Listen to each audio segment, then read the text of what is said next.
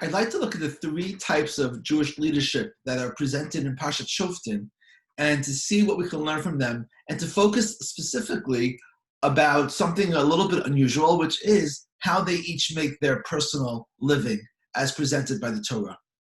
The first is the Melech, the king. And the king of Israel, the Torah tells us that he has to be extremely careful not to become too wealthy. Lo yarbeh lo susim, do not accumulate too many horses.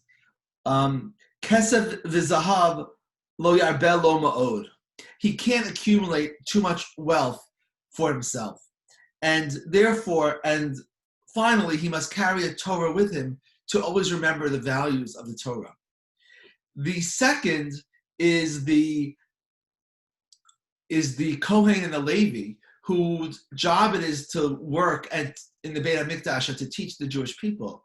And the Kohen and the Levi do not get any wealth, do not have any money. They were not given a portion of the land of Israel. Rather, the Jewish people are responsible to support financially the Kohanim and the Leviim, who are going to be the spiritual leaders and teachers of the Jewish people. And the third leader is the Navi. And after the king and the Kohen and the Levi are presented, the Torah presents the Navi, the prophet, as someone who is supposed to be listened to. We are commanded to listen to the Navi, to the messages of the Navi, but the Torah doesn't mention a word about how a Navi is supposed to make a living. That's just not the agenda of the Torah. And let's look at each one at a time and to see what the Torah is teaching us. When it comes to the first, the king, it's interesting that Shira last night contrasted the king to the ordinary Jew who is discussed in the 8th chapter of Devarim and Parashat Eikev in a very similar and parallel manner, but slightly different as well. And when it comes to the individual Jews, the Torah says, I'm very worried about your accumulation of wealth. Be careful that you don't become too wealthy, be careful that if you become too wealthy, v'kesef v'zahar yirbelecha v'karcha v'toncha yirbiyun, that you'll get much money, gold and silver, cattle, batim tovim tibnem v'yashavta, large homes. If that happens, you will forget God. And therefore, it's very important that as you accumulate this wealth, that you always remember God and say his words and be thankful to him for what he gave you.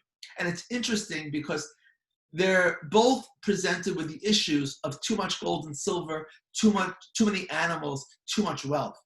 But in the case of the king, he's commanded not to accumulate it, whereas in the case of the individual people, we're commanded that if you accumulate it, be very careful. But we're not told that we cannot accumulate that wealth. Why the difference? It seems to me that the reason is this, that the Torah is essentially a capitalistic perspective on the world, on the economy. And therefore, the Torah can't mandate, don't become wealthy. What the Torah can mandate is that if you become wealthy, then you will have certain challenges that you'll need to confront. In the case of the king, however, he could be commanded not to become too wealthy because the king holds all the power. The king could tax as much as he wants. The government could exert its control because it has it. And if you think about a king operating in a purely capitalistic manner, then why wouldn't he tax and tax until they become so wealthy? And therefore the king is commanded that you are not allowed to do that at the expense of the people. You are not allowed to accumulate too much wealth. If you are too wealthy, then you're doing the wrong thing and you must stop. Following the king, so in other words, the king is supposed to remember that which he has is from a society and he can't abuse that control, which was given for the purpose of serving society in order to be a good capitalist and accumulate wealth for himself. He must realize that he works for the people and he's responsible to the people, and therefore has no right to abuse that power for his own wealth too much. The second paradigm, or the second leader, is the Kohen and the Levi. And what's interesting to me about the Kohen and the Levi is that they don't get a portion in the land.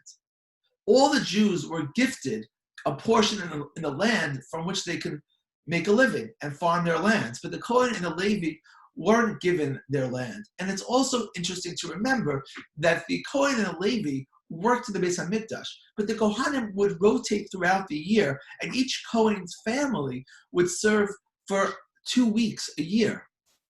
So if you think about it, the Kohen could have been gifted a portion in the land of Israel like every other Jew, and just leave for the few days a year that he's responsible to work in the Beis HaMikdash. And why couldn't we do that? Then the Kohen and Levi would have a means to support himself like everyone else. He could hire someone for the 3 days a year that he worked in the Beis HaMikdash. So it seems that the Kohen and the Levi don't get a portion because Hashem wants it to be that the people will support them. Hashem wants it to be that the people will feel a responsibility to support the Beis HaMikdash, and therefore wanted it to be that the Kohen and the Levi wouldn't get a portion, that the community, as a way of responding to capitalism, the community would sometimes give their own money up for the worship of God, to remember God in their lives, even in their financial lives. And the third personality is the Navi. And the Torah doesn't mention a word about the Navi, and the Navi's job to teach the messages of God to the people might be very time-consuming. But the Torah doesn't say that the people have to support the Navi. And it seems obvious that the reason for that is because that would compromise the Navi's authority and ability to be heard. That if people supported the Navi, the people would own the Navi, and the Navi would be beholden to those people. And that would compromise his ability to be independent and to teach the message of Hashem. And therefore, the Torah does not discuss how the Navi makes a living. That's just not the agenda of the Torah. We shouldn't be thinking about that when we think about the Navi. The only thing we should think about when it comes to the Navi is listening to his messages.